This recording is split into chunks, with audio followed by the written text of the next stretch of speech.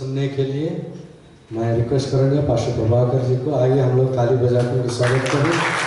और ट्रांसलेशन के लिए brother ji.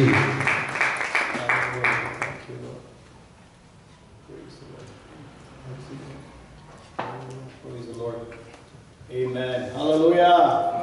Praise the Lord. Amen. Glory to God. So, greetings to you all in Jesus' name. और यीशु मसीह के नाम पर आप सबका हार्दिक Hallelujah. Praise the Hallelujah. Lord. So, welcome you all for coming to this church this evening. और आपका स्वागत है, आप इस कलीसिया में आज आए हैं शाम के समय। God bless our new boys who have come. और जो नए लड़के आए हैं, परमेश्वर उनको आशीषित करे। And भाई शिव की सेवकाई को भी प्रभु और आशीष दें। God bless Shiv's ministries also. Amen. Come, let's pray as we hear the word. Father, in the name of Jesus, we pray that you would speak to every one of us, Lord. Holy Spirit, you speak to us. पवित्र आत्मा एक से बोल और बातचीत कर। आपका वचन 20 गुना 60 गुना 100 गुना फल लाने पाए। धन्यवाद। यीशु के नाम से मांगते हैं। Amen. Praise the Lord. So you might have seen on the WhatsApp groups there is a message coming this month. There are before Christmas. Let us read at least the book of Luke's Gospel. और आपने एक संदेश देखा होगा जो WhatsApp group में आ रहा है कि क्रिसमस के पहले हम लोग लूका रचित सुसमाचार को पढ़ें। Even Planet Shakers, Sister Malar, and also even Shiv, they had uploaded, they had posted that thing. और प्लैनेट शेकर्स ग्रुप में भाई शिव ने और सिस्टर मलर ने भी इसको बताया। I don't know how many of you have really read one chapter every day from the book of Luke these 6 days. और मुझे नहीं मालूम कि कितने लोगों ने एक अध्याय पिछले 6 दिनों में लूका रचित सुसमाचार से पढ़ा है। Today I want to share with you from the book of Luke. और मैं आज लूका के सुसमाचार से मैं आपके साथ बांटना चाहता हूँ। Okay, so I believe that many of you would have read it. और मैं विश्वास करता हूँ कि आप में से कई लोगों ने इसको पढ़ा जरूर होगा। And I have a question. What are the first words of Jesus in the book of Luke? और एक सवाल यह है कि लूका के सुसमाचार में यीशु मसीह के द्वारा कहे गए पहले शब्द क्या हैं? What is the first word? What are the first words, the first sentence that Jesus spoke in the book of Luke?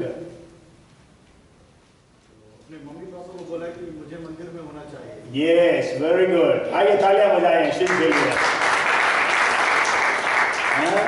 Jesus told Mary and Joseph, don't you know that I have to be in my father's business? और यीशु मसीह ने अपने माँ बाप से ऐसा कहा कि क्या तुम नहीं जानते कि मुझे अपने पिता के कार्य में रहना है? You know, as I already told you, when a Jewish boy becomes 12 years of age, और जैसे कि मैंने पहले भी आपसे कहा है कि जब एक यहूदी लड़का 12 साल की उम्र को प्राप्त करता है, then he will join the business of the father. और तब वो अपने पिता के व्यवसाय में जुड़ जाता है। Okay, so Jesus, as he was 12 that time, और यीशु मसीह जब 12 वर्ष का था, so he had to join his father's business. और उसे अपने पिता के व्यवसाय में साथ देना है। But what was his father? Who was his father? और उसका पिता कौन है? It was God, the Father. और वो पिता परमेश्वर है। That's why he was telling his mother and the foster father that don't you know that I have to be involved in my father's business. और इसलिए अपनी माता से और अपने पिता से यूसुफ से वो कह रहा है कि क्या तुम्हें नहीं मालूम कि मुझे अपने पिता के व्यवसाय में जुड़ना है? And so okay, then again another question. How many of you believe that this Bible is the word of God? All of you believe? Okay, and you believe that this is the most important book in the world? Yes. But how many of you have read it from Genesis to Revelation, cover to cover?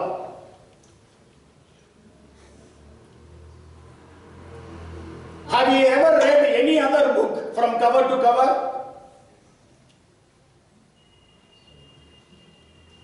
You didn't translate, no problem. No, but then it's okay. So, what a great paradox. और कितनी बड़ी दुविधा की बात है। This is the most important book. और ये सबसे महत्वपूर्ण किताब है। But many of us have not read it from cover to cover, from Genesis to Revelation. लेकिन कई जो हम में है उन्होंने उत्पत्ति से लेके प्रकाशित वाक्य तक इसको पढ़ा नहीं। But you have read other books और from हमने cover to cover. दूसरी किताबों को पूरा पढ़ा जरूर So है। let us decide to read this book, the most important book in the world. और इसलिए हम एक निर्णय लें कि ये जो सबसे महत्वपूर्ण किताब है इसको हम पूरी तरह से पढ़ेंगे। If you read 3 chapters every day and 5 chapters on Sundays, you will be able to read through the Bible once a year. अगर आप 3 अध्याय रोज और इतवार को 5 अध्याय पढ़ते हैं तो एक साल में बाइबल को पूरा पढ़ सकते हैं। How many chapters are there in the Bible? और बाइबल में कितने चैप्टर हैं? Not books. I am asking about chapters. और कितने अध्याय हैं बाइबल में? Because I am not asking you to read 3 books. I am asking you to read 3 chapters. 1100. Yeah, 1189 chapters. और 1189 अध्याय हैं। And if you read 3 chapters a day and 5 chapters on Sundays, you will be able to read 1199 chapters. That is 10 chapters more than what the Bible is having.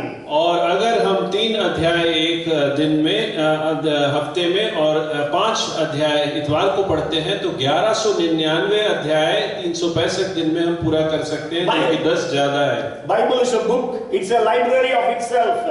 और Bible अपने आप में एक library है। There is a diversity and also there is unity in it. और उसमें अनेकता भी है और एकता भी है। And you know it was written by 40 different authors. और जैसा कि हम जानते हैं 40 अलग-अलग लेखकों ने इसको लिखा है। And it took more than 1400 years to write it. और उसे 1400 साल लगे लिखने में। And it was written in 3 continents. और इसे 3 महाद्वीपों में लिखा गया। And written in 3 different languages. और इसे 3 अलग-अलग भाषाओं में लिखा गया। And many of the authors never met one another. और जो लेखक थे उन्होंने कभी भी शायद एक दूसरे से मुलाकात नहीं की होगी। But what they have written is with unity. और लेकिन जो कुछ उन्होंने लिखा है वो पूरी एकता के साथ लिखा है। Because there is only one divine editor for the scriptures. और उसको एडिट करने वाला सिर्फ और सिर्फ एक डिवाइन एडिटर है। Though 40 people wrote, और 40 लोगों ने जरूर लिखा है, God edited, the Holy Spirit edited the Bible, the 66 books. पवित्र आत्मा ने उसको पूरी तरह से जांच कर उसको लिखने में सहायता की उनकी। And also we have to understand, none of those who wrote the books of the Bible, और हमें इस बात को भी समझना है कि जिन्होंने भी जिन लेखकों ने भी इसको लिखा है, they never knew that they are writing the Bible. और उन्होंने कभी इस बात को नहीं जाना कि वो एक संपूर्ण बाइबल को लिखने में एक उसका अंश है। Means they just wrote because of the need that was there. और उन्होंने उस समय की जरूरत के अनुसार लिखा। And later on it became the part of the Bible. और उसके बाद वो बाइबल का एक अंश बना। That's how God can use you and me. और इसी प्रकार से परमेश्वर मुझे और आपको इस्तेमाल में ला सकता That is है। the influence that you and I can have with the help of God.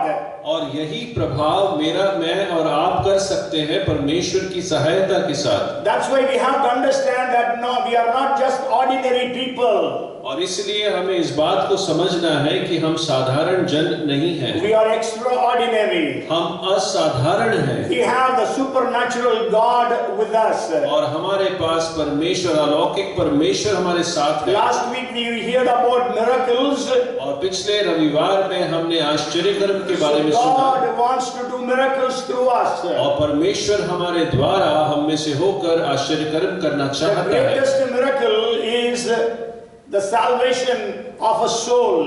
और जो सबसे बड़े आश्चर्य की बात, आश्चर्य कर्म है, वो है उद्धार। So we have to study and read the Bible accordingly. और इसीलिए जरूरी है कि हम बाइबल को उसी प्रकार से अध्ययन करें। And now we will just, I want to just share with you some of the things from the book of Luke's Gospel.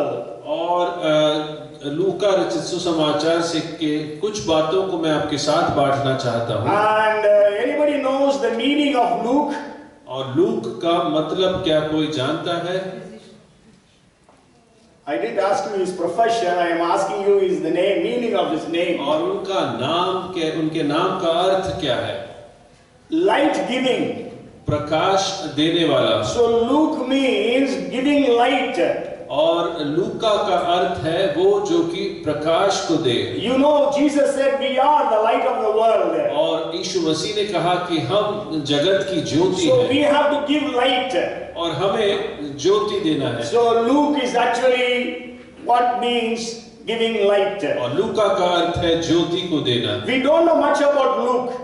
और हमें लूका के बारे में कुछ खास नहीं मालूम। Anybody has ever studied how many times we read about Luke in the New Testament? और नए नियम में लूका के बारे में कि लूका का जिक्र कितनी बार होता है? We know I told about Paul, I told about John, I told about Peter. So many times their names are there in the New Testament. और जैसे मैंने आपसे पहले भी कहा है कि यूहन्ना का नाम, पतरस का नाम, पौलुस का नाम कई बार आता है। But how many times the name Luke comes in the New Testament? लेकिन लूका का नाम कितनी बार आता है नए नियम में? Anybody wants to give a try? Just say 1, 2, 3, 4, 5, somewhere it will click. Okay, it comes 3 times. और ये 3 दफे आता है। And 3 times Paul is writing about Luke. और तीनों बार पौलुस लूका का जिक्र कर रहा है। In Philemon 1:24, Paul says that Luke is my fellow laborer. और फिलेमन के पहले अध्याय के 24वें वचन में पौलुस उसको अपना सहकर्मी बताता है। And in Colossians 4:14, Paul says that he is the physician, beloved physician. और कुलुस्सियों 4:14 में वो कहता है वो एक प्रिय वैद्य है। Okay, so then we know that Luke was a Greek born in Antioch. और हम ये जानते हैं कि लूका जो है एक यूनानी था जो जिसका जन्म अंतियोखा में हुआ था। You know, Antioch where Paul and Barnabas they ministered in the 11th chapter of Acts of the Apostles. और प्रेरितों के काम के 11वें अध्याय में जैसे कि हम जानते हैं वहीं पे पौलुस और बरनबास की सेवकाई उन्होंने की। Sure, Bible does not say he is from Antioch. और बाइबल ये नहीं बताती कि वो अंतियोखा से है। But then the history says that Luke was in Antioch. और इतिहास बताती है कि लूका जो है एंटियोख से था। And maybe Luke was saved by the ministry of Barnabas or the ministry of Paul in the city of Antioch. और हो सकता है कि लूका जो है बरनबास या पौलुस की सेवकाई के द्वारा बचाया गया। Acts chapter 11 verses 24 and 26 we can read about it. Means we can read about the ministry of Paul and Barnabas there. और पौलुस और बरनबास की सेवकाई के बारे में 11वें अध्याय प्रेरितों के काम की 24 और 26 में हम पढ़ सकते हैं। And he began to be a co-worker or a laborer with Paul since the Macedonian call. और मकदूनिया की जो बुलाहट है उसके बाद वो पौलुस के साथ मिलकर उसके साथ कार्य करने लगा। Because when you read the book of Acts of the Apostles, और जब हम प्रेरितों के काम को पढ़ते हैं till 16th chapter and the 8th verse, और 16वें अध्याय के 8वें वचन तक it always says they. और वो वहां पर हमारे नहीं, वे के बताते हैं। They. So they means Luke is writing they means somebody, it can be Paul, Silas, Peter, whoever it is, they is using. और लूक वहां पे उन लोगों का जिक्र कर रहा है जिनके बारे में वो लिख रहा है। Okay, so he is all the time writing they. और वो वहां पे हमेशा वे कहकर लिख रहा है। But after 16th chapter and 10th verse, और 16वें अध्याय के 10वें वचन के बाद all the time Luke is writing we. और उसके बाद जो है लूका हम करके लिख रहा है। That means Luke joined Paul's team at 16th chapter 9th verse, that is the Macedonian call. When Paul had a dream, seeing a Macedonian coming in his dream saying, come over and help us. और इसका तात्पर्य यह है कि 16वें अध्याय के 9वें वचन में जब पौलुस को एक स्वप्न में एक मकिदोनियन पुरुष ने उसको सहायता की गुहार की, तब से हम जानते हैं कि लूका उनके साथ शामिल हुआ। And he was there till the martyrdom of Paul. और वो वहां से लेकर पौलुस की शहीदी तक वहां पे उसके साथ था। Because when we read 2 Timothy chapter 4 and verse 11, और जब हम दूसरा तीमुथियुस के चौथे अध्याय के 11वें वचन को पढ़ते हैं, okay, there we read that 4 and 11, only Luke is with me. और वहां पर हम पढ़ते हैं कि सिर्फ लूका मेरे साथ है। Okay, so only Luke, that is just before his death, that's this before his martyrdom, Paul was writing 2 Timothy. और उसकी शहादत से पहले पौलुस जो है दूसरा तीमुथियुस लिख रहा है। So in 4th chapter 11th verse he says, only Luke is with me. और चौथे अध्याय के 11वें वचन में वो लिखता है कि सिर्फ लूका मेरे साथ है। So that means he was there with Paul since Acts chapter 16, that is when he was going to second missionary journey until the death of Paul. और इसका अर्थ यह है कि पौलुस की दूसरी मिशनरी यात्रा से लेकर उसकी मृत्यु तक लूका उसके साथ रहा। So he was such a faithful worker of Paul. और वो इतना विश्वास योग्य उसका सहकर्मी रहा। And Paul and Luke was always with Paul. और लूका जो है हमेशा पौलुस के साथ था। You know, Paul used to send Timothy, Titus, Silas, all these people to different cities. और पौलुस जो है तीमुथियुस, तीतुस और सिलास को अलग-अलग शहरों में भेजता था। But Luke was always with him.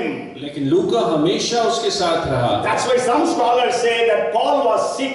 That's why you always needed a doctor, a physician along with him.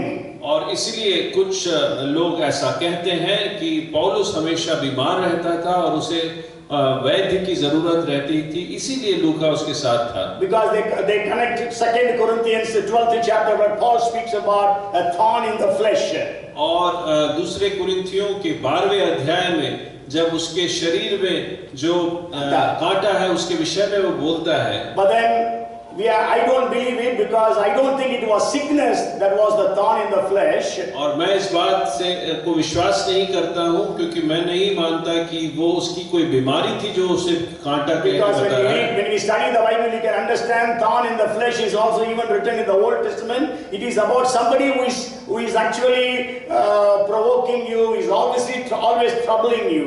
That is thorn in the flesh. और जब हम कांटे के विषय में पढ़ते हैं जो शरीर में है, वो पुराने नियम में भी उसके बारे में ऐसा कहा गया है कि वो एक ऐसे व्यक्ति या एक ऐसे समूह के बारे में बता रहा है जो हमेशा आपके विपक्ष में खड़े होकर आपको परेशान कर रहा है। Okay, but I'm not going to go into those details. So we see Luke always with Paul. और लूका को हमेशा हम पौलुस के साथ ही देखते हैं। And Luke was the only Gentile author of the Bible. और लूका ही एक अकेला अन्य जाति का लेखक है बाइबल का। All the other authors, they were all Jewish background. Bible के बाकी सारे लेखक जो हैं इब्रानी पृष्ठभूमि से आते हैं। And we know that Luke almost wrote 25% of the New Testament.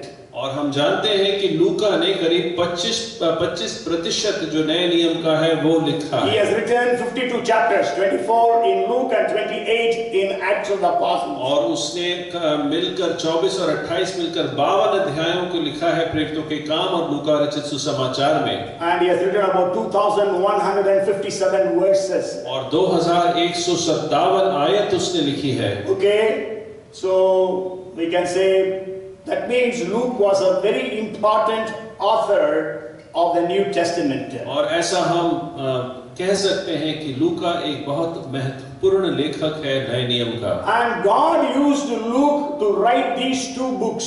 और परमेश्वर ने लूका का इस्तेमाल किया इन दो किताबों को लिखने में। See, doctors or scientists don't believe in miracles, healings.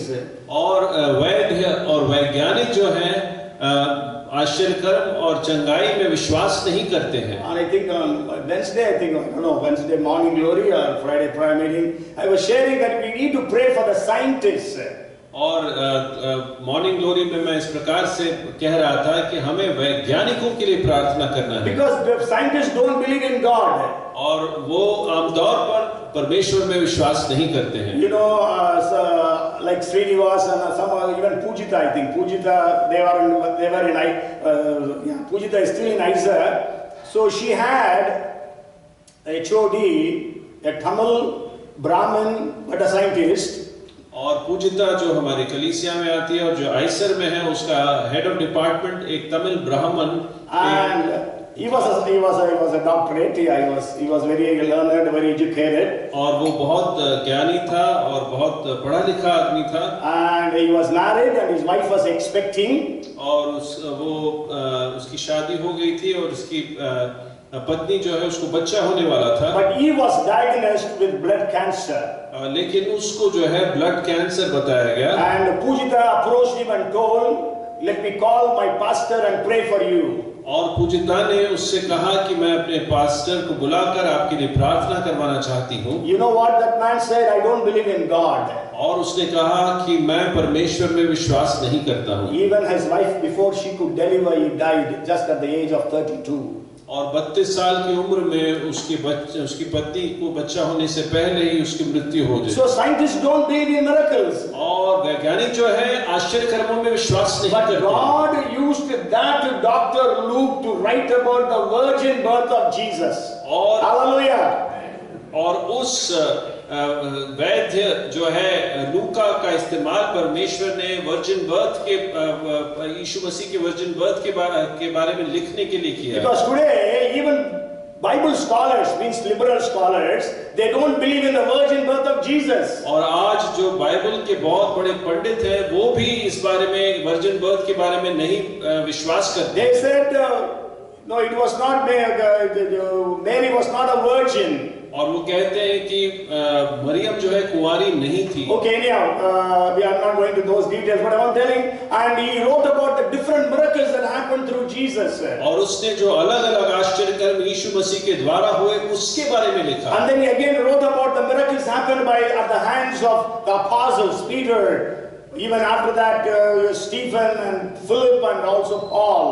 और उसने अलग-अलग आश्चर्य कर्म जो यीशु मसीह के द्वारा पतरस, पौलुस और स्तिफनुस और पौलुस के हाथों हुआ उसके बारे में भी लिखा। And since he was a doctor, और चूंकि वो एक वैद्य था, he just did not believe everything or anything. और वो सब कुछ और हर कुछ पे विश्वास नहीं करता। He was we can say he was very good in his research and maintaining the records. और वो पूरी तरह से अध्ययन करते हुए सारी रिकॉर्ड्स को रखते हुए लिख रहा था। And another thing I want to speak about him is that he was a very vast traveler. और एक और बात जो उसके बारे में मैं आपको बताना चाहता हूँ कि वो बहुत अधिक जगहों पे यात्रा करता था। So that's why we don't read about Sea of Galilee in the book of Luke. और इसलिए हम जो है सी ऑफ गैलिली के विषय में लूका के किताब में नहीं पढ़ते। But he speaks about Lake of Gennesaret. लेकिन वो जो है गेनेसरेत के तालाब के विषय में बता रहा है, झील के विषय में। So it was, Sea of Galilee was just 13 miles by 8 miles. और जो सी ऑफ गैलिली है उसकी जो चौड़ाई 13, लंबाई 13 मील और चौड़ाई 8 मील है। Okay, but to the Galilean fishermen it was a sea. लेकिन गलील के जो मछुआरे थे उनके लिए एक समुद्र जैसा था वो। Okay, even Sea of Tiberias in John chapter 21. और यूहन्ना के सुसमाचार के 21वें अध्याय में जो तिबिरियस का समुद्र है, and even in I think even in John 6th chapter 1st verse, so they are using sea. और वो जो है वहां पे झील को जो है समुद्र बता रहे हैं। But then Luke has been a traveler, vast traveler, so he writes it as Lake of Gennesaret. और लूका जो है वो बहुत अधिक यात्राएं कर चुका है, इसलिए वो झील करके लिख रहा है। And then history says that Luke was hanged on an olive tree at the age of 84. और इतिहास बताती है कि लूका को एक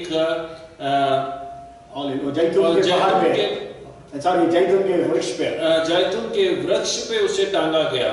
Okay, so that's how he was killed, or that's how he died. और इसी प्रकार से उसकी मौत होती है। That also in the nation of Greece. और ये यूनान के देश में। So this is something about Luke the person. और ये है लूका जो व्यक्तित्व है या व्यक्ति है उसके विषय में। And now I want to speak to you why this book was written, why the book of Luke was written. और लूका की किताब को क्यों लिखा गया इसके बारे में मैं बताना You चाहता go हूं। home and read Luke chapter 1 verses 1 to 4, और जब घर जाकर आप लूका के पहले अध्याय के 1 से लेकर 4 को पढ़ेंगे and also Acts chapter 1 verses 1 to 3. और प्रेरितों के काम पहले अध्याय के 1 से 3 तक पढ़ेंगे। Okay, and we know that he speaks about eyewitnesses. Maybe we can read it in Hindi. लूका 1 का 1 से 4 पढ़ना। बहुतों ने उन बातों का जो हमारे बीच देखिए, बहुतों ने, कुछ लोगों ने नहीं, बहुतों ने लिखा। क्या लिखा? बहुतों ने उन बातों को जो हमारे बीच में बीती है इतिहास लिखने में हाथ लगाया है, इतिहास लिखने में हाथ लगाया है, जैसा कि उन्होंने जो पहले ही इन बातों के देखने वाले और वचन के सेवक थे। देखने वाले means I witnesses and ministers of the word, वचन को सेवा करने वाले हैं, हम तक पहुंचाया। Yes. इसलिए है श्रीमान थियोफिलुस, मुझे भी यह उचित मालूम हुआ कि उन सब बातों का संपूर्ण हाल आरंभ से ठीक ठाक जांच करके उन्हें तेरे लिए क्रमानुसार लिखूं। Yes, so he wrote a very systematic and well documented history about Jesus. और उसने जो है बहुत अध्ययन करके क्रमानुसार यीशु मसीह की पूरी बातों को लिखा। And both the chapters in the beginning, Luke as well as in Acts, we read that he is writing to a person called Theophilus. और लूका और प्रेरितों के काम दोनों में हम एक बात को देखते हैं कि वो थियोफिलुस नाम के एक व्यक्ति को लिख रहा है। Because the author's name is not given, और चूंकि जो लेखक है उसका नाम नहीं लिखा गया है, Luke's name is not there as an author. और उसे जो है वहां पर लेखक नहीं बताया गया है। But then both the books were written to one person by name Theophilus. और लेकिन दोनों किताबें जो हैं थियोफिलुस नाम के एक व्यक्ति को लिखी गई हैं। So I want to give you the best explanation that can be given about this book. और जो सबसे अच्छी तरीके से समझाइश दी जा सकती है इसके बारे में वो मैं बताना चाहता हूँ। Theophilus, actually it's a Greek word which means God friendly. और थियोफिलुस एक यूनानी शब्द है जिसका अर्थ है कि परमेश्वर से जो प्रेम रखता है। You know, Theos means God in Greek. और थियोस का अर्थ यूनानी में परमेश्वर है। And then friendly, filio is friendly, so Theophilos. So Theophilus means God friendly. और परमेश्वर से जो प्रेम रखता है। Okay, so there are some people who say, so it is written to every one of us. We are all friends of God, so it is written to all of us. और कुछ लोग ऐसा भी कहते हैं कि चूंकि हम सब परमेश्वर के मित्र हैं, इसलिए हम सब के लिए ये किताब लिखी गई है। Because Jesus said we are all His friends, so it is written to every one of us. और चूंकि यीशु मसीह ने कहा कि तुम मेरे मित्र हो, इसलिए हम सब के लिए ऐसा लिखा गया है। It is like a fictitious name. और ये जो है एक काल्पनिक नाम है। Okay, and also then they said like that imaginary person. और ये जो व्यक्ति है वो काल्पनिक है। And then there is another theory. और एक और बात इसके बारे में कही गई है। There should have been a man by name Theophilus. He would have existed. और जरूर थियोफिलुस नाम का एक व्यक्ति रहा होगा। But then I want to give you the best explanation. I have studied so much, researched, and the best explanation that I could find. और जो सबसे ज्यादा सोच समझ के अध्ययन के बाद जो मैं आपके सामने पेश करना चाहता हूँ ये है। Okay, most excellent Theophilus should have been a judge. और सबसे What's the most excellent के लिए क्या लिखा है? ध्यान मानिए, क्या लिखा? नहीं। मुझे भी ये उचित मालूम हुआ कि उन सब बातों का संपूर्ण हाल आरंभ से ठीक ठाक जांच करके उन्हें तेरे लिए क्रमानुसार लिखूं, तो ताकि तू ये जान ले कि वे बातें जिनकी तूने शिक्षा पाई कैसी अटल है। Theophilus का क्या नाम आ रहा है? इसलिए है श्रीमान थियोफिलुस। श्रीमान। In Hindi it is saying श्रीमान, but English it says most excellent. और हिंदी में श्रीमान है, लेकिन अंग्रेजी में सबसे उत्कृष्ट व्यक्ति के नाम से थियोफिलुस Okay, के नाम से। actually, you know, it comes 4 times in the New Testament. और 4 बार ये नए नियम में आता है। And the other 3 times it is written about Felix and Festus in the book of Acts of the और Apostles. प्रेरितों के काम में ये जो बाकी 3 बार लिखा गया है वो फिलिक्स और फेस्टस के बारे में लिखा गया They है। both were governors.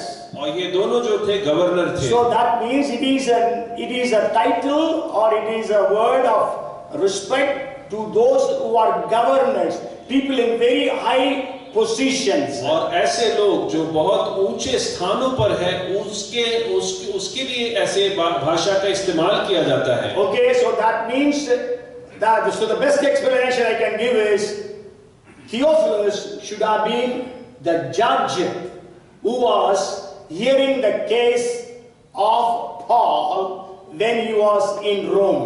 और थियोफिलुस जरूर वो जज रहा होगा जब पौलुस का केस जिसके सामने पेश किया गया होगा जब पौलुस रोम में था। Okay, so the purpose, the best explanation about the purpose for this book, Luke's book as well as Acts.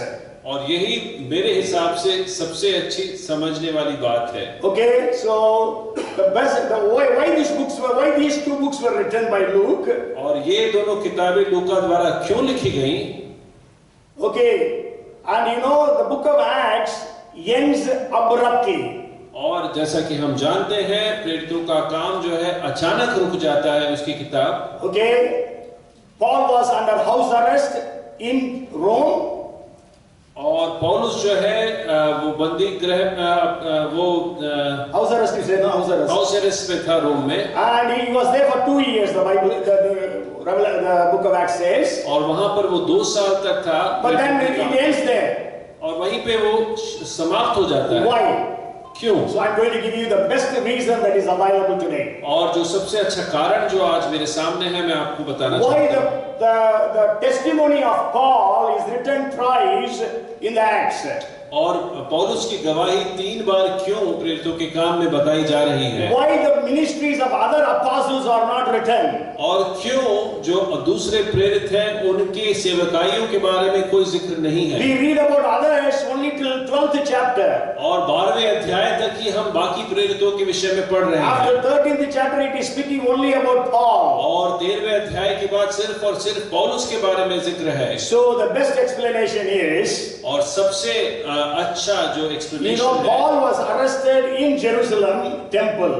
और पौलुस को जो बंदी बनाया गया था यरूशलेम के मंदिर में। It is in Acts chapter 21 and verse 33. और प्रेरितों के काम 21 के 33 में ये लिखा गया है। And Paul had a very busy ministry. और पौलुस जो है वो बहुत व्यस्त सेवकाई थी उसकी। And so Luke also would have been very busy with him. और लूका भी उसके साथ उतना ही व्यस्त रहा होगा। And he should have been taking notes of whatever Paul is doing and whatever ministry is happening. और जो कुछ सेवकाई हो रही पौलुस के द्वारा उन सब के बारे में वो बहुत बारीकी से लिखता रहता होगा। When Paul was in Jerusalem jail, और जब पौलुस यरूशलेम के बंदीगृह में था, there were about 40 plus Jews who vowed that they would kill Paul before until that time they will not eat or drink. और जब पौलुस यरूशलेम के जेल में था तब 40 से अधिक यहूदियों ने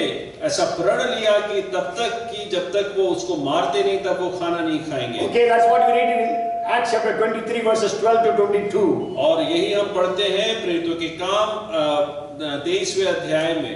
So then this was reported.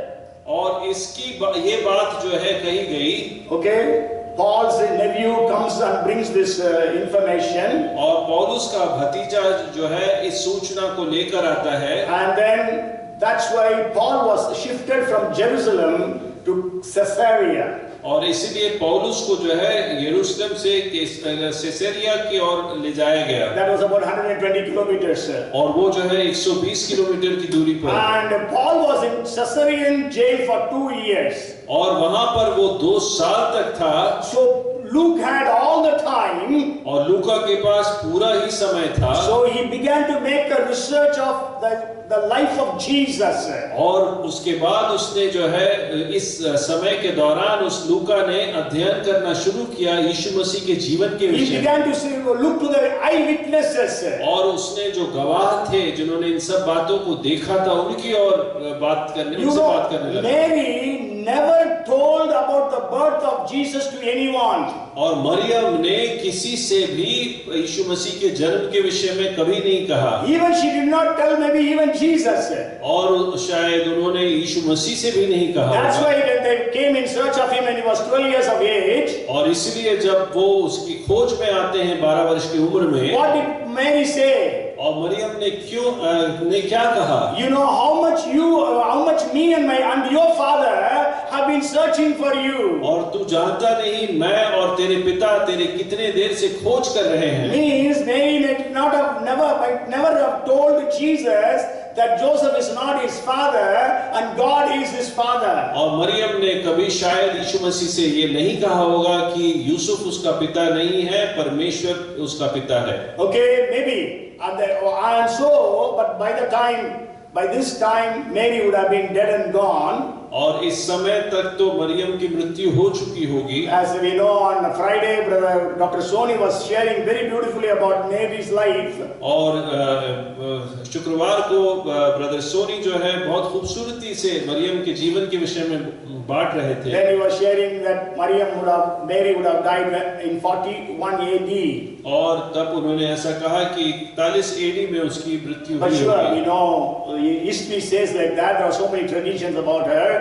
And so anyhow, so whatever it is, so sure, during the time when Paul was in Caesarean jail, Mary was not alive. और पौलुस जब सिसेरियन जेल में था, मरियम जीवित नहीं थी. Okay, so Mary could have told all those things to John the apostle. और मरियम ने इन सारी बातों को जो प्रेरित यूहन्ना है उससे बांटी होगी. And so Luke would have got all the information from John, so most of the information. और अधिकतर जो सूचनाएं हैं उसे यूहन्ना के द्वारा प्राप्त हुई होगी. Then you would have even met with Peter and all others from wherever you could get information about Jesus. और पतरस और बाकी सारे लोगों से जहां से भी उसको यीशु मसीह के बारे में कोई भी बात पता चलनी थी उनसे मिला होगा. So he could have written the book of Luke's Gospel during that time of 2 years in Caesarea's jail. When Paul was in jail, he would have written when he was free. और ये जब पौलुस सिसेरिया के jail में था तब उसने ये सारी बातें लिखी होगी. Okay, then we know Paul appealed to be taken to Rome. और पौलुस ने गुजारिश की कि उसे रोम ले जाया जाए. And so Rome, he was taken to Rome. और उसे रोम ले जाया गया. And in Rome he was under house arrest. और वहां पर भी वो हाउस अरेस्ट में था. So when they reached Rome, they would have met with this judge Theophilus.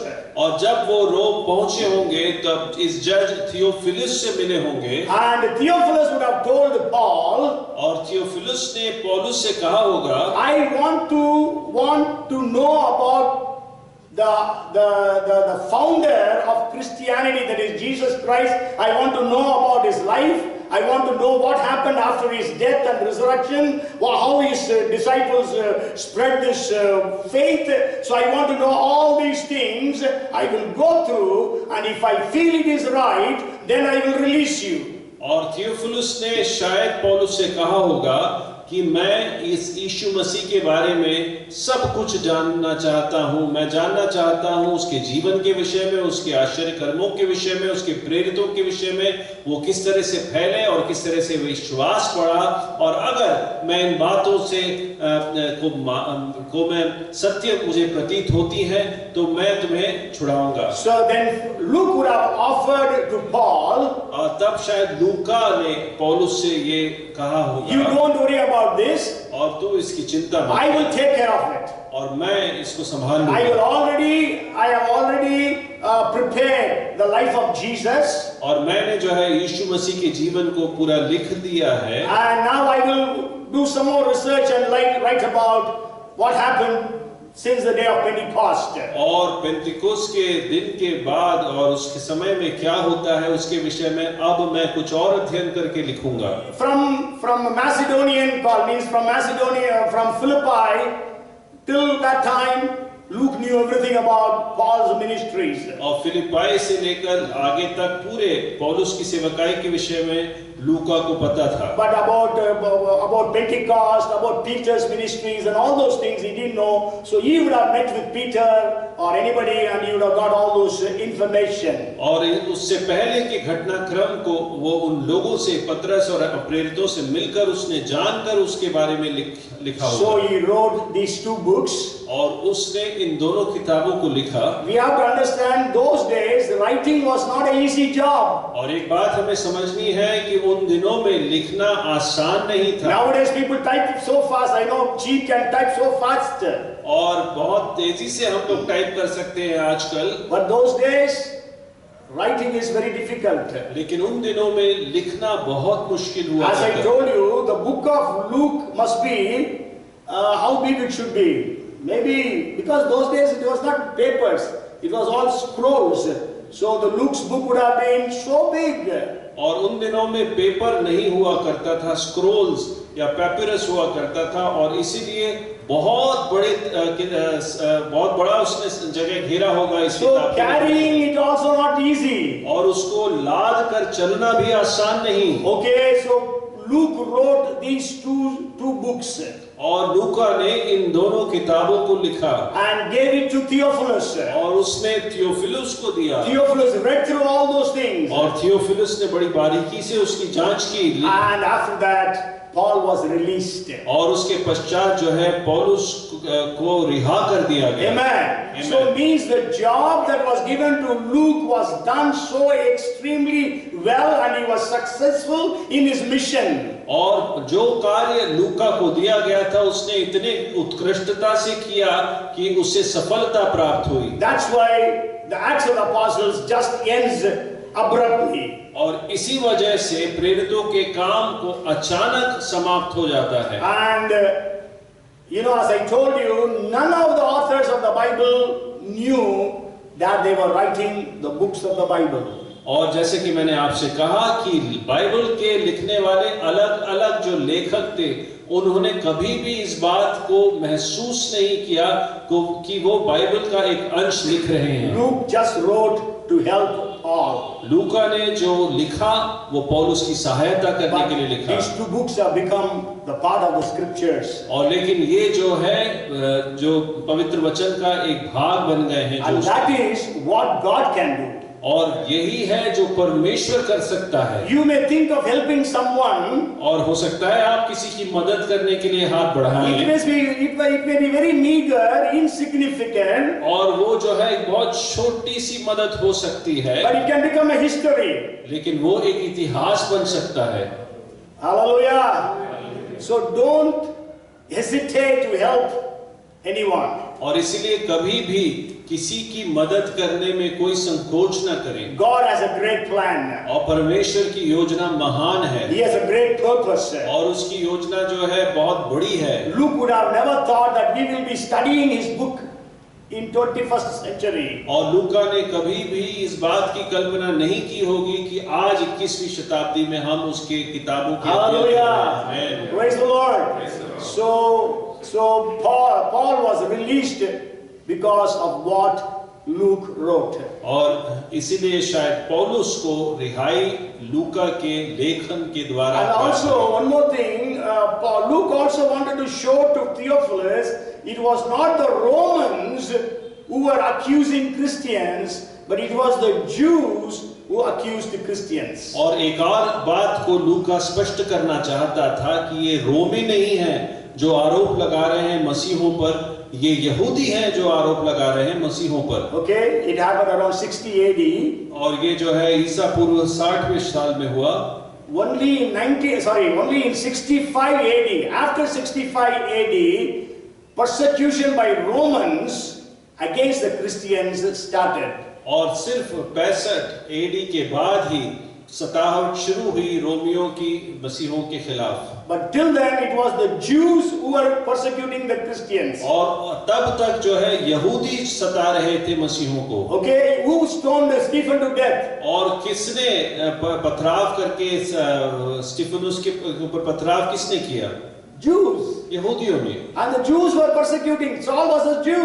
He was persecuting the church. और सौल जो है एक यहूदी था, वो सता रहा था कलीसिया को। But sure, Herod he wanted to please the Jews, so he killed James, one of the apostles, और John's brother. और यूहन्ना के भाई याकूब के का वध जो है हेरोद ने किया, जो एक रोमी था, वो उनको खुश करना चाह रहा था यहूदियों को। This is the introduction that I want to share. और ये जो है मैं इंट्रोडक्शन बता रहा हूँ। Now is the message that is going to come. अब जो है संदेश शुरू होने वाला है। Already it is 6:45 and today we have got Lord's table. और अभी 7:15 बज गए हैं और आज प्रभु भोज भी है। Maybe we can just share a few things. और बहुत संक्षिप्त में कुछ बातों को बताऊंगा। You have got some homework. I gave you last week one homework. और मैंने आपको पिछले हफ्ते एक होमवर्क दिया। I keep on giving you homeworks whenever nobody does it. A couple of people may write to me, that's all. Others don't do the homework at all. और कई बार मैं होमवर्क देता हूँ, लेकिन कोई मुझसे सिर्फ 1-2 लोग ही उसको लिखकर मुझे भेजते हैं। Okay, last week what was the homework that I gave? और पिछले हफ्ते मैंने क्या होमवर्क दिया था? The miracles of the Bible. और मैं जो Anybody did anything? Started with anything? और क्या किसी ने इसकी शुरुआत की? That is the seriousness you and I have. और यही हम इतने ही How can we expect a revival in this case? और कैसे हम revival. So today I want to give you a homework. और मैं आज आपको एक होमवर्क देना चाहता हूँ। There are 13 parables which are only in Luke's gospel. और 13 ऐसे दृष्टांत हैं जो सिर्फ और सिर्फ लूका के सुसमाचार में हैं। So that is your homework. और वो आपका होमवर्क है। And there are 5 miracles that are only in Luke's gospel. और सिर्फ 5 ऐसे आश्चर्य कर्म हैं जो लूका के सुसमाचार में। But that is not your homework. That is what I want to preach today. और वो आपका होमवर्क नहीं है, वो मैं आपके साथ बांटना चाहता हूँ। Okay, and also another homework is what are the events that are only in Luke's gospel. और एक और होमवर्क ये है कि कौन सी ऐसी घटनाएं हैं जो सिर्फ लूका के सुसमाचार में है। Okay, and so I want to just share with you these 5 miracles that happen in the book of Luke's gospel. और जो 5 आश्चर्य कर्म जो लूका के सुसमाचार में हैं उसके साथ में बांटना चाहता So हूँ। this is not going to be a homework, let it be a class work now. और ये होमवर्क नहीं है, ये क्लास वर्क हो। So what are the miracles only in Luke's gospel? You tell me. और ऐसे आश्चर्य कर्म जो सिर्फ और सिर्फ लूका के सुसमाचार में पाए जाते हैं, वो आप मुझे बताएं। Come, yes, say. Yes, the first one is the catch of fishes by Peter in Luke's 5th chapter. और लूका के 5वें अध्याय में जो मछलियों को पकड़ना है, जो पतरस के द्वारा होता है, वो पहला है। Okay, again,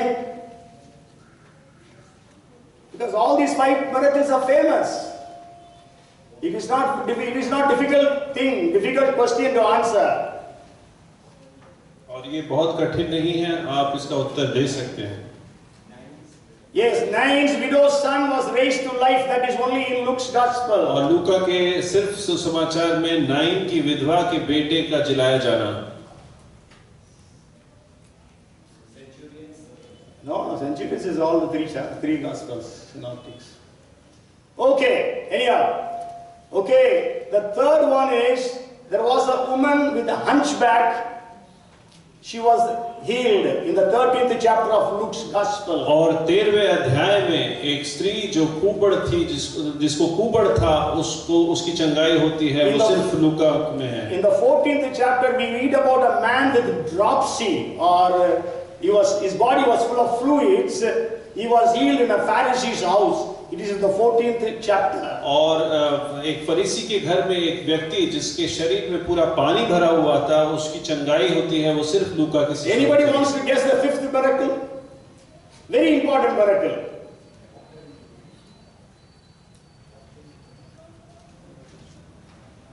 10 lepers. और 10 कोढ़ी। Okay, when I was studying these 5 miracles, और जब मैं इन 5 आश्चर्य कर्मों का अध्ययन कर रहा था, Peter did not come to Jesus. Jesus went to Peter. और पतरस जो है यीशु मसीह के पास नहीं गया, यीशु मसीह पतरस के पास गया। Nain's widow did not come to Jesus. Jesus went to Nain's widow. और नाइन की विधवा कभी यीशु मसीह के पास नहीं गई, वो यीशु मसीह उसके पास जाता है। The woman with the hunchback did not come to Jesus. She came to the synagogue. और जो कुबड़ वाली स्त्री है वो यीशु मसीह के पास नहीं गई, वो आराधनालय में थी। And then she did not come to Jesus. It was Jesus who went to her. और वो जो है यीशु के पास नहीं गई, यीशु उसके पास जाता The है। man with dropsy or the fluid, he was in Pharisee's house. Jesus took the initiative. और जो व्यक्ति जिसके शरीर में पानी भरा था वो यीशु के पास नहीं गया, वो एक फरीसी के घर में था, यीशु उसके पास जाता है। And the only thing is that 10 lepers came to Jesus. और जो सिर्फ ये है कह सकते हैं कि जो 10 कोढ़ी थे वो यीशु के पास आते हैं। Okay, that means Jesus took the initiative. और यहाँ पर हम ऐसा कह सकते हैं कि यीशु मसीह ने आगे बढ़कर ऐसा आश्चर्य So you are in this place today, और आज आप इस स्थान में हैं and Jesus is here, और यीशु मसीह यहाँ पर है and He wants to help you. और वो आपकी मदद करना चाहता You है। have come to church because Sunday, come let us go to church. और आप कलीसिया आए हैं कि आज संडे है, हम लोग चलो कलीसिया चलते हैं, And so you have come here. और इसलिए आप यहाँ पर But आए हैं। Jesus has come here to bless you. और लेकिन यीशु मसीह यहाँ पर आया है आपको आशीष देने के Jesus लिए, has come here to heal you. और यीशु मसीह यहाँ पर आया आपको चंगाई देने We के know लिए। that Peter did not get any fish that night.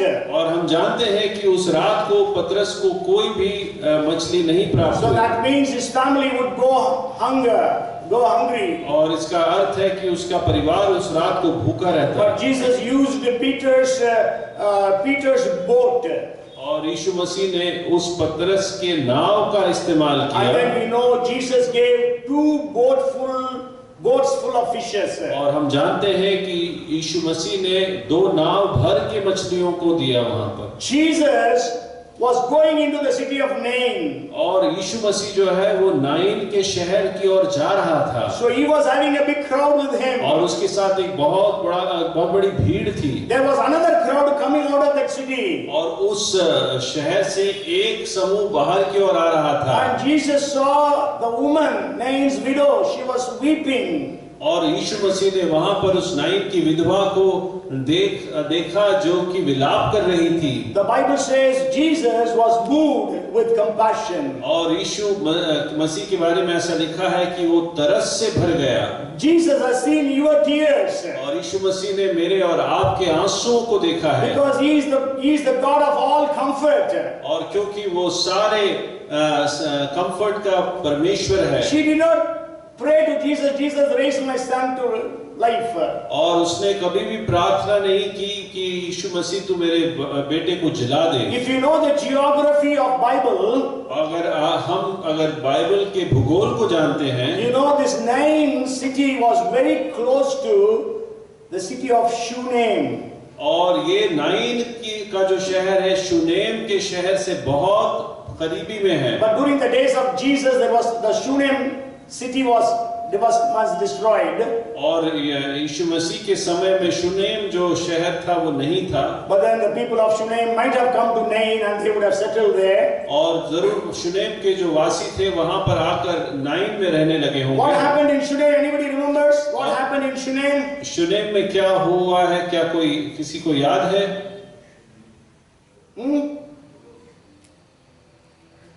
What happened in Shunem? You know the name Shunem? Have you heard of name Shunem? Shunem नाम आपने सुना है? Shunem is 3. What happened? क्या हुआ? Yes. So Shunem was just 3 kilometers away from Nain. और Shunem जो है nine से करीब 3 किलोमीटर दूरी पर So है। the people of Nain knew about Elisha raising the dead boy to life.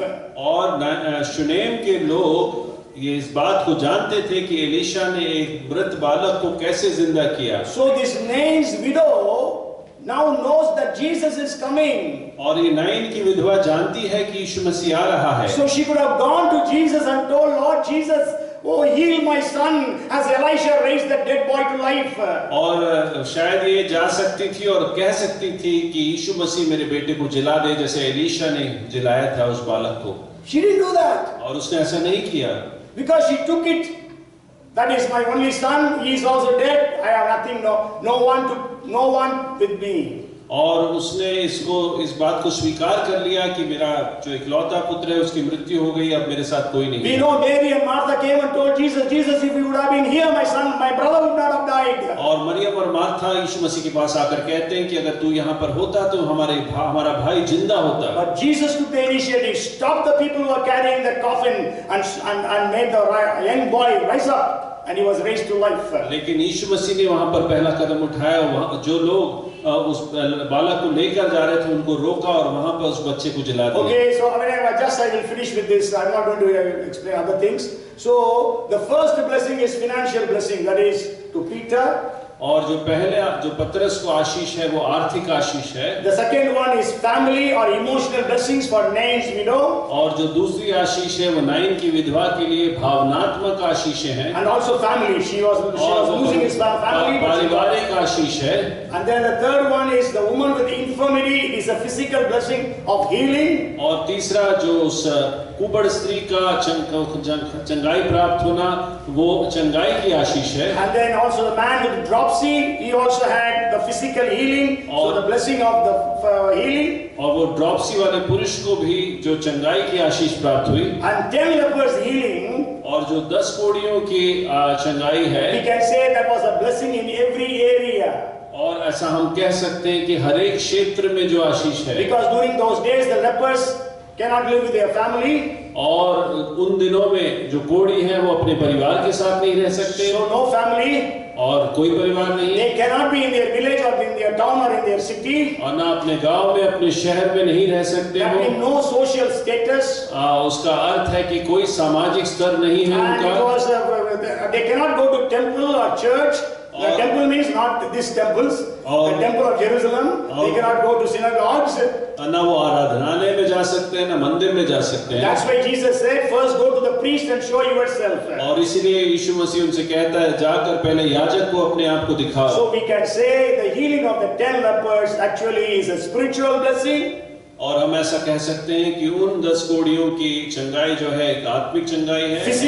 Physical blessing that is healing. और जो फिजिकल हीलिंग है चंगाई है। Emotional blessing because they were broken. और क्योंकि वो टूटे हुए थे उनकी भावनात्मक आशीष। Family blessing because they have to get out of their family, now they can come back to their family. और चूंकि उन्हें परिवार के बाहर रहना है अब उनकी चंगाई हो चुकी है तो एक पारिवारिक आशीष है। Social blessing, they can go to any marriage, they can go to any friends, they can go to any relatives house now. और अब सामाजिक आशीष भी है क्योंकि अब किसी भी शादी में किसी के भी घर पर वो जा सकते हैं। So you are here as that woman with the hunchback, infirmity. She was in the temple, she was in the synagogue. और जिस प्रकार से वो कुबड़ वाली स्त्री आराधनालय में थे आज हम भी हैं यहाँ पर। And God knows your condition. और परमेश्वर आपकी परिस्थिति से भली भांति वाकिफ है। In whatever is your need today. और आपकी जरूरत कुछ भी क्यों ना हो। You are here, so Jesus is there. He takes the initiative to come to you and to bless you. और यीशु मसीह यहाँ पर है, वो आगे बढ़कर आपको आशीषित करेगा। He is there to wipe away your tears. और वो आपके हर एक आंसू को पोंछने के He लिए is there to bless you in every area of your और आपके life. जीवन के हर एक क्षेत्र में वो आपको आशीषित You are करेगा। financially broken. अगर आप आर्थिक रूप से टूटे हुए Jesus हैं is there to bless your finances. और यीशु मसीह है कि वो आपको आशीषित करे। Come, let us pray. आइए हम प्रार्थना करें। Hallelujah. God, we thank you. प्रभु जी हम आपका धन्यवाद करते हैं। यीशु हम धन्यवाद करते हैं। Father, we pray in the name of Jesus. You know every one of us. You know our needs, our wants, our desires. आप हमारी सारी आवश्यकताओं को, जरूरतों को जानते हैं। प्रभु आज हमारे बीच में कार्य करने के लिए हम आपको प्रार्थना करते हैं। प्रत्येक के जीवन में आप बरकत और आशीष दें। Bless everyone. Meet their financial needs, physical needs, material needs, emotional needs, family needs, social needs, spiritual needs. God's blessings be released this day, we pray. Thank you, Lord. In Jesus' name we pray. Amen.